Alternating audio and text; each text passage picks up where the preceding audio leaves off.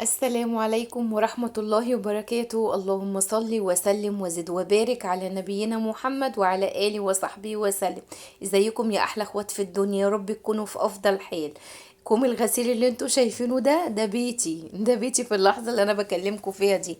غسيل على غسيل يا بنات، غسيل على غسيل، ربنا يصلح الحال يا رب العالمين. عشان بس ما تفكريش ان انت لوحدك اللي بتغرقي في شبر مية. كلنا كده كلنا كده. وتعالوا اوريكم بقى ازاي انا بلملم يومي وسط الدوشه اللي انا فيها دي كلها يا بنات.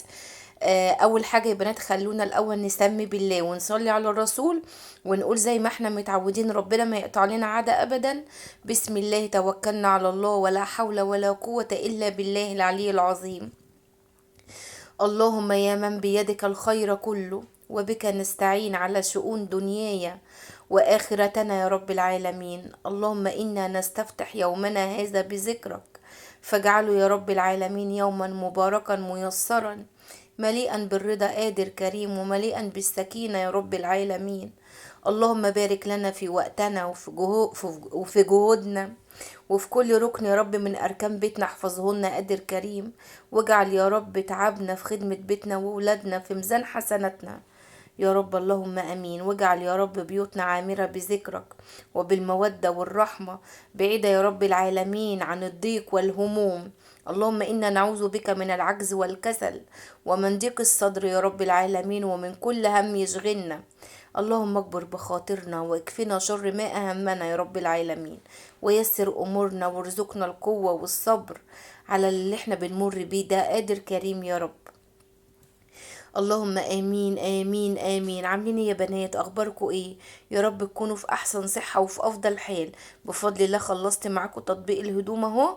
مش قادرة اقول لكم يا بنات اليوم بيكون طويل قد ايه وحياة ربنا. ومية حاجة عايزة انجزها في اليوم، مية حاجة عارفين اللي هي بتسابق الوقت. وحياة ربنا يعني انا كل يوم بشتغل في البيت، بس كل يوم يا بنات بلاقي حاجة.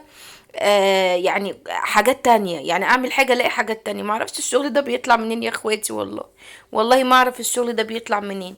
المهم يعني ان انا كنت عملت لنفسي يا بنات وقت كده، قلت هعمل تحدي 30 دقيقة وايه وظبطتها على التليفون. عملت فيها عيلة صغيرة وحياة ربنا. عملت يا بنات على التليفون، ظبطت تايم 30 دقيقة. وقلت بقى ايه، بصوا انا همسك الشقة دي انسفها، اهدها وابنيها وحياة ربنا. يا بنات كان عندي شغل كتير في المطبخ، وكان عندي غسيل عايز يتطبق زي ما انتوا شفتوا، وكان عندي دورة غسيل عايزة تتنشر. ايه ده؟ ايه اللي انا فيه ده؟ انا حاسة ان انا بنام فيه بقوم فيه بنام فيه، والله الحمد لله ربنا يديمها نعمة علينا.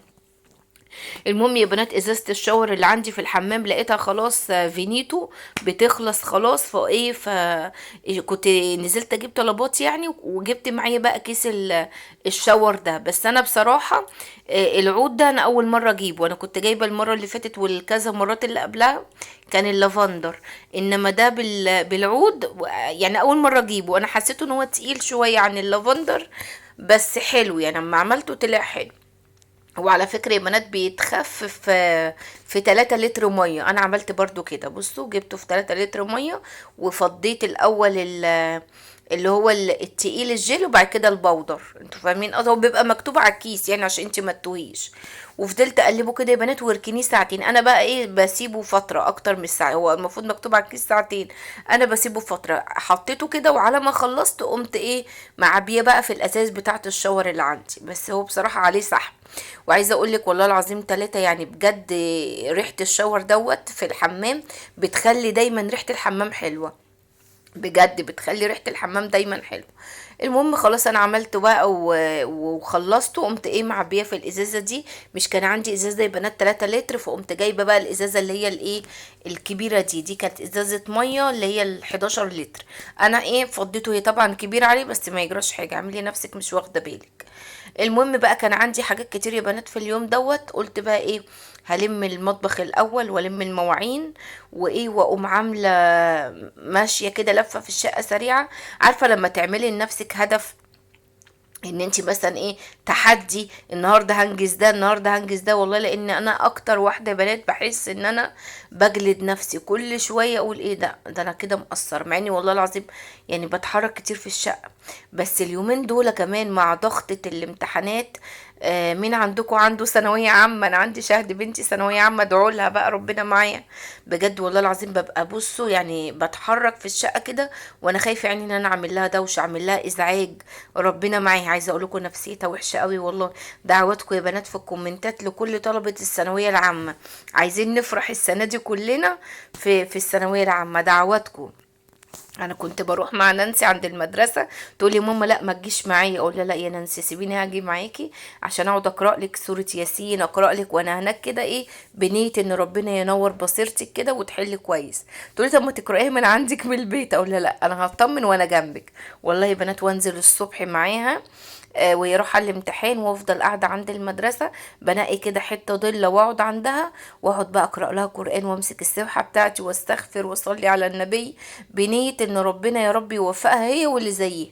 وحياة ربنا يا بنات يعني ببقى فرحانة قوي لغاية ما ربنا كرمها ونجحت ودخلت كلية الحقوق. ربنا يا رب يوفقها ويصلح حالها. معايا بقى شهد لسه دعواتكم بقى ليها. دعواتكم بجد والله العظيم عامله لي توتر ووش في دماغي كده، اللي هو قايمه نايمه يا رب كريم بنتي هي واللي زيها، يا رب كريم بنتي هي واللي زيها. نفسي يا بنات والله العظيم افرح يوم النتيجه، نفسي ربنا يجبر بخاطري يوم النتيجه يا رب، ازغرط كده وبص واغرق الدنيا زغاريط يوم نجح شهد بنتي. دعواتكم ليها بالله عليكم هي وكل اللي زيها. ولو حد عنده في الكومنتات ثانويه عامه يعني اكتبوا لي كده احس ان انا في ناس معايا مش انا لوحدي. كل العيال خلصت، كله خلص ولسه بقى بتوع الثانويه العامه. الله المستعان يا رب يجبر بخاطرها جبر يتعجب ليه اهل السماوات والارض يا رب العالمين. المهم يا بنات دخلت بقى ايه من ضمن ال30 دي، انا خلاص ظبطت التايم، ومن ضمن التايم كان برضو الشاور اللي انا بعمله دوت. خلاص كنت جايبه شاور جل وكنت ايه يعني بعمله التركيبه بتاعته ده. والله كان من ضمن ال30 دقيقة. دخلت بقى يا بنات على الغرفة عندي، قمت ماسكاها شايلة فرشة السرير وطلعت الخداديات ديت اللي انتوا شايفينها. ده على فكرة كوفرت عندي انا، كانت ماما الله يرحمها جايبها لي والله العظيم في جوازي. كان دي والبينك اللي هي اللبني والبينك. ماشي بصوا جداد ازاي، انا محافظة على حاجتي على فكرة.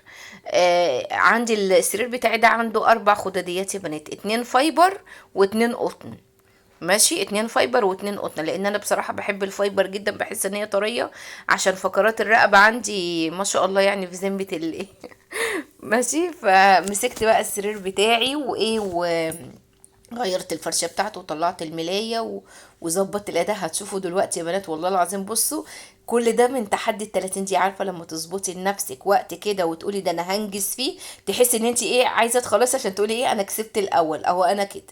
لاني والله العظيم بشتغل كتير وقليل يا بنات، واحس برضو ان انا مقصرة معرفش ايه اللي فيا ده. والله العظيم بجد يومي كله رايح في البيت، ربنا يا رب يجعله في ميزان حسناتي قادر كريم يا بنات. مين زي كده مهما تعمل تحس ان هي مقصرة في بيتها اهو انا كده. المهم اللحظه بتاعت بقى فرش الملايه اللهم بارك فرشتها وخليتها زي الفل يا بنات. وقمت بقى شايله السجاد بتاع الاوضه وكنساها، كنستها الاول بالمكنسه وشيلتها ولمعتها وفرشتها تاني. ما بعرفش يا بنات اطلع عندي السجاده على المنشر عشان عندي غسيل على طول على طول كل شويه بنشر، فمش بعرف احطه على البلكونه. انا عايزه اقول لكم بقى على حاجه، ان انا بجد وحياه ربنا انا مهما اتكلم عليكم انتوا بقيتوا جزء كبير قوي اساسي في عيلتي، وحياه ربنا جزء اساسي. انا بحبكم قوي وبجد بجد بفرح جدا بتعليقاتكم، انا بقرا كل التعليقات بتاعتكم.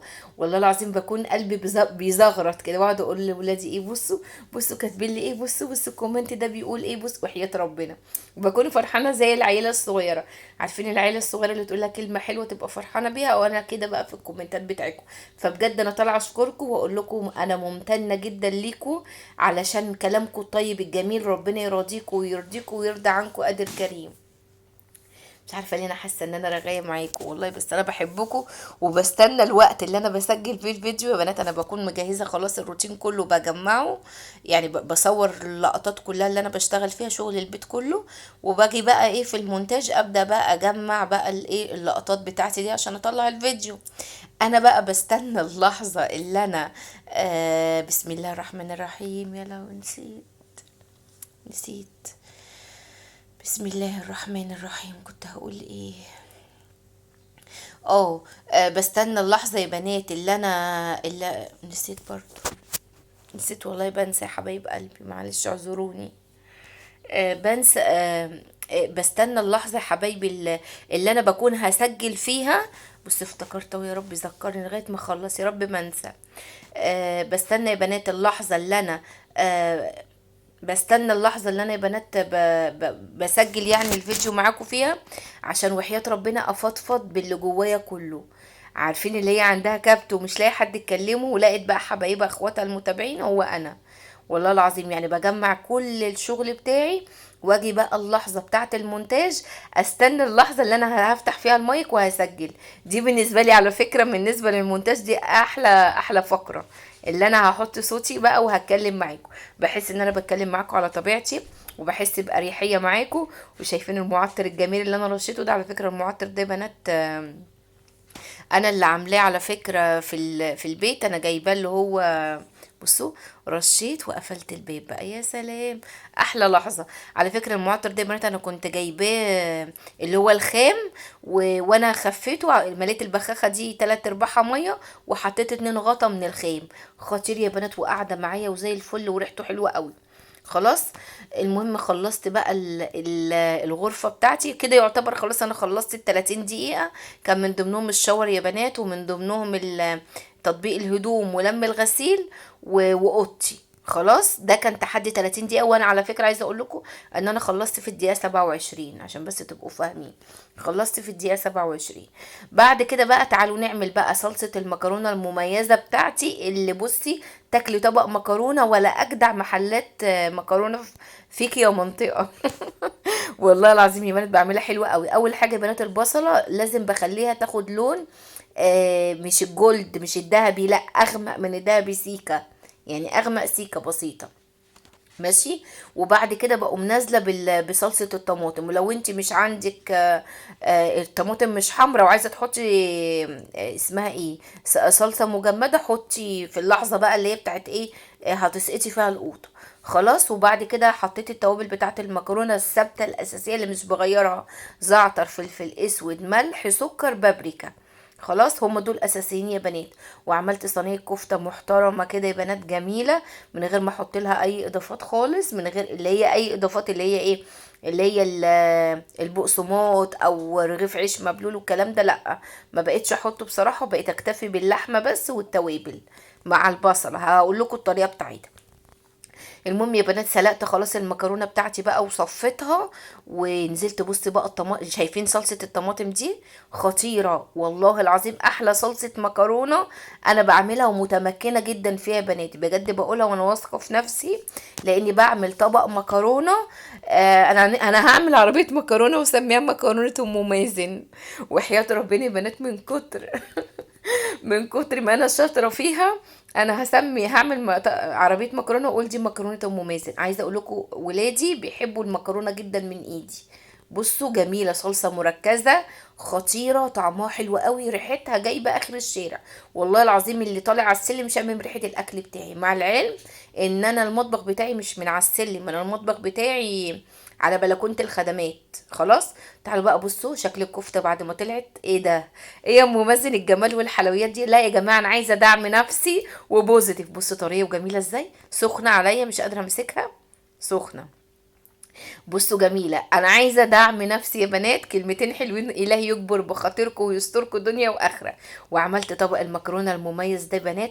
انا عايزه اقول لكم ان عيالي فيهم خصله مجنناني، كل ما اغرف طبق ياخدوه. طب سيبوني اصور، سيبوني اصور يا ولادي. العيال مش مريحين، ربنا يهديهم. وده كان فيديو النهارده، واخر كلامي ان الحمد لله